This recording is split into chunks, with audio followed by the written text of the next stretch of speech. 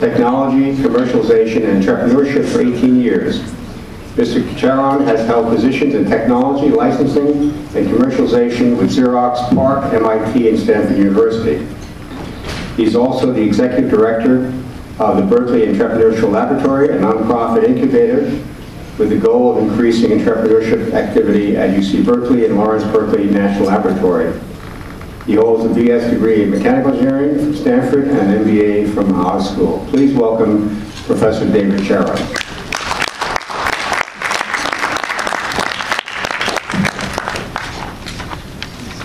Good evening, everyone. It's a delight to be here. For those of you who are in the MBA program, I might cold call you during this presentation, so please be ready for the cold calling. That's what I get to do as an MBA professor, right? I get to pick on my students. But I'm delighted that you're all here, especially the Fulbright students, and also our international guests.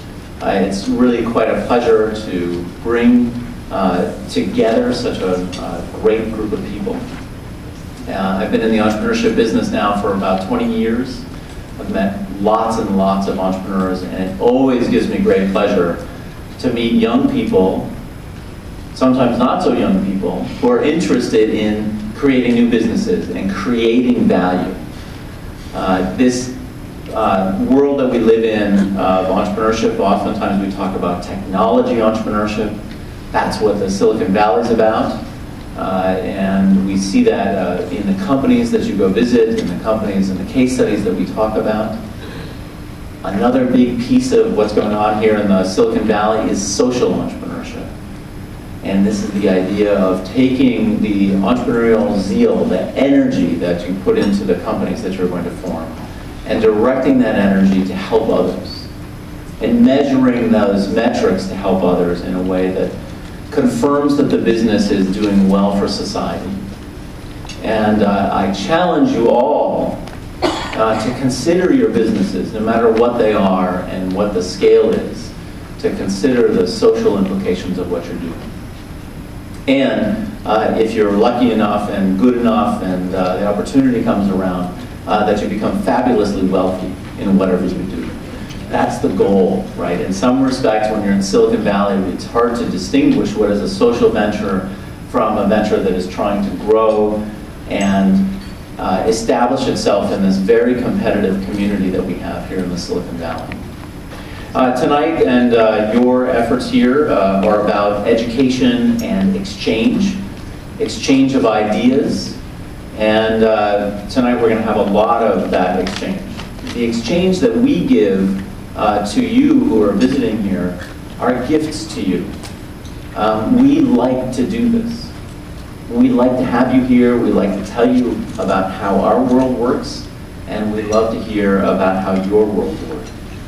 And from that exchange, we become much richer people, and we become much richer in terms of the businesses that we can produce. UC Berkeley, obviously all about education. And I've had the opportunity over the past 5 or 6 years now to travel the world teaching entrepreneurship to various countries, particularly to their education institutions. What is very interesting to me is this wave of entrepreneurship that we see in the international community today. 10 years ago, most of the international communities were just starting to learn about what the impact of entrepreneurship could be. Sure, there were entrepreneurs in country. There were people doing great businesses. But it wasn't accepted to be entrepreneurial. A lot of countries looked down on their entrepreneurs and thought, these are just crazy people, right? And in that, to foster entrepreneurship and foster business growth, the countries and the cultures have to accept entrepreneurship. And I've seen that happen now over the past 5 or 6 years. It is truly a wave of opportunity. It's a wave of change, of adoption of the entrepreneurial zeal of the Silicon Valley in many different places around the world. So tonight we have the opportunity to hear about that, not only from wonderful entrepreneurs from around the country, but also around the world, but also to hear about their impressions of us and what they've learned during their time here. So what I would like to do is I would like to turn this over to our guests and introduce them one by one. They're going to come up here and give a presentation to you, short statement. And with that, let me introduce our first speaker. Barakat Rahman, please join me up here. He's the CEO of Afghan Red Gold Saffron.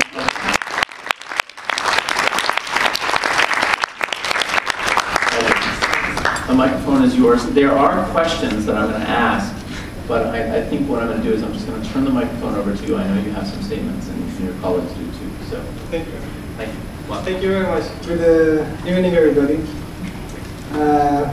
I want to reply one thing that you have told in your statement, that you love the gift you are giving to us, and we love the gift we are receiving from you. It's really valuable for us. We have learned a lot during our program here. And the amazing thing we received here is the familiar. We get familiar with the way Americans live, the way Americans generate ideas, vision for their people and for their countries. And that is exactly what our countries need. We are actually lacking that skill in our country. Here, not only we get familiar with our American friends and the way they are doing business here, but only we get introduced to 30 other people from around the world who are in our delegation, and we are here together. I want to also appreciate and give thanks to the U.S. Department of State's EO and World Learning and the other organizers of the program for their initiative, their hard work. We had a great time here, a great opportunity to exchange ideas here. We love the environment they made for us. Exactly, learning. When learning is mixed with the joy, it's really joyful, and you learn a lot. And we here experiencing the peer-to-peer environment where we are not only receiving lectures, but we are exchanging ideas, exchanging experience, and that's really valuable. Once again, I want to appreciate all the organizers of the program, and give a special thanks on behalf of all the 30 delegates of 30 countries for you. Thank you very much.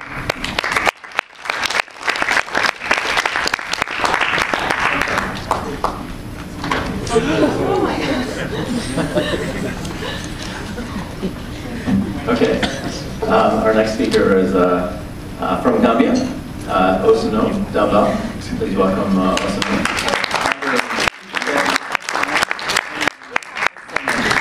BBC Quality Designs and Rego.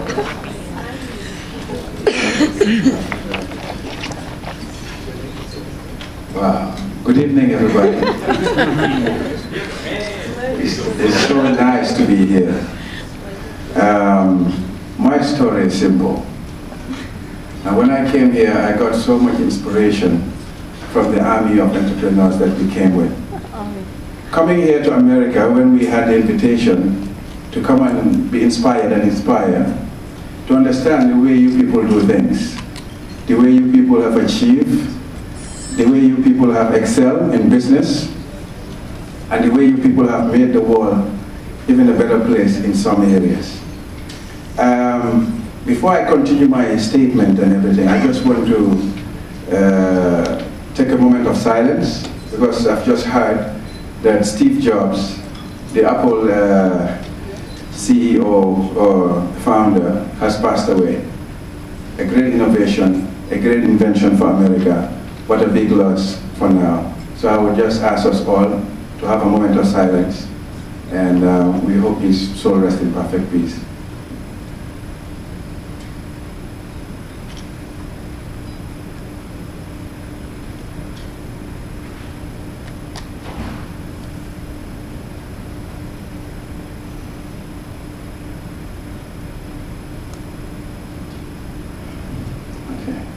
Thank you. Where I come from, the Gambia, and I'm sure a lot of people have their stories too, because when we have come, we've all been sharing our different stories, our ideas, how we all started, the inspiration, and all of that. And it has shown that everything starts from an idea.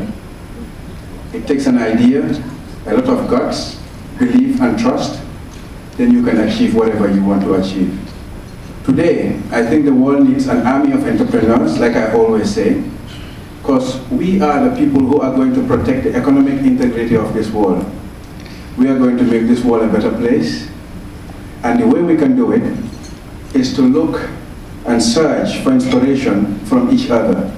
America might be gifted in good economy, you might be gifted in innovation, in technology, and all of that. But there are other people who are also gifted in different ways in other parts of the world. Where I come from, like a friend asked me, what are your natural resources back home? We don't have natural resources.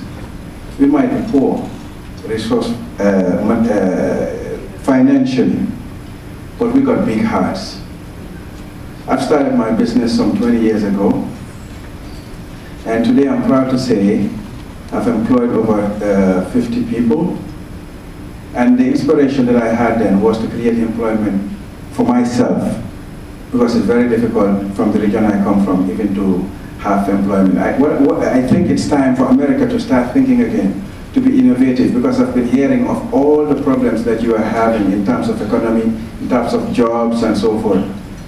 Let's be the America that we used to be. Let's be the world that we wanted to be. Let's be inspiring. Let's get our ideas to life and make sure people benefit from it. This is where I will stop at till further notice. Thank you very much.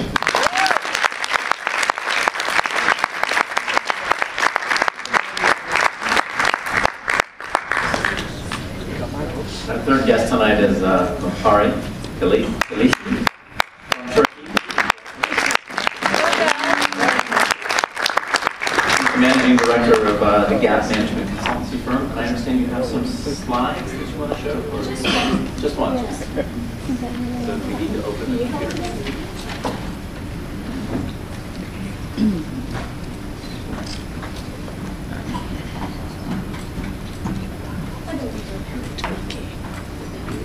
Presentation.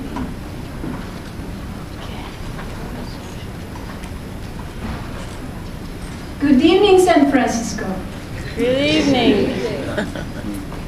Well, we're like United Nations here, you know, coming from 30 different countries all around the world and having the same idea of entrepreneurship. It's great to be here with you, and it's great honor for me representing my delegate colleagues coming from 30 different countries. Thank you very much for choosing. Thank you. So we're coming from Africa, Asia, Europe, South America, all around, everywhere, but we have common vision as entrepreneurs. In our vision flag, we have diversity, we have honesty, we have, oh yes, hard work, we have curiosity, we have risk-taking, and on top of everything, we're having fun of it. Would you agree, entrepreneurs? Yes. We're having fun. Yeah. So, during our visit, we started with Washington, and then we moved to Phoenix, and now here we are in San Francisco. During these 2 weeks, we had some eye-openers. Those eye-openers were just happened just like this. It just struck you. The first one was when we went to Grand Canyon. One of the founders of Rocky Mountain National Park, Mr. Enos Mills, if I'm just pronouncing it correctly. Is that correct pronunciation? Okay. Given enough time, nothing is more changeable than rock. Wow, what an inspiration. Given enough time, if a rock can change, why don't we, and why won't we, as human beings? So let's put this aside. I'll come back. And another eye-opener was, God, we're not alone as entrepreneurs. We're sharing the same problems, the financial problems, the communication problems with our employees, and the communication problems between our employees. We're same. We're having the same issues and same problems. Yeah, thank God, I'm not alone. That was another eye-opener during that visit. And another eye-opener was meeting EO members and having similar activities in my country. I'm coming from Turkey, and along with my company, I'm a human resources management consultant. Along with my company, I'm representing the women entrepreneurs of Turkey. And we are doing similar things to improve women entrepreneurs in Turkey. We give coaching, we give mentoring, we give trainings to support women entrepreneurs and candidates. So, I would like to play, if you play with me, a small interactive game with you. Would you? Yes. Yeah? Could you please place everything in your hands? You can take my picture, thank you. On the floor, please. We'll make a very nice experiment with you regarding this sentence of Enos Mills. On the count of 3, I want you to do this, right? I will say 1, 2, 3, and now you do this. Simple as that, right?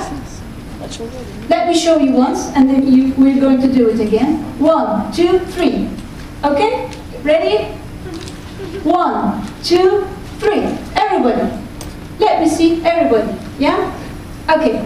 Which thumb is at top? Right or left? Right.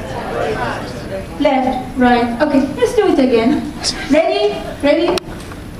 1, 2, 3. Same? Yeah. Mine is left. Yours? Right. But the same, right? Yeah. Okay, let's try it once more. Ready? 1, 2, 3. Right? Same? Now, I want you to do it for the last time, but this time, I want you to put your other thumb on top, right? Ready? 1, 2, 3. Oh my gosh. Got it? I did it.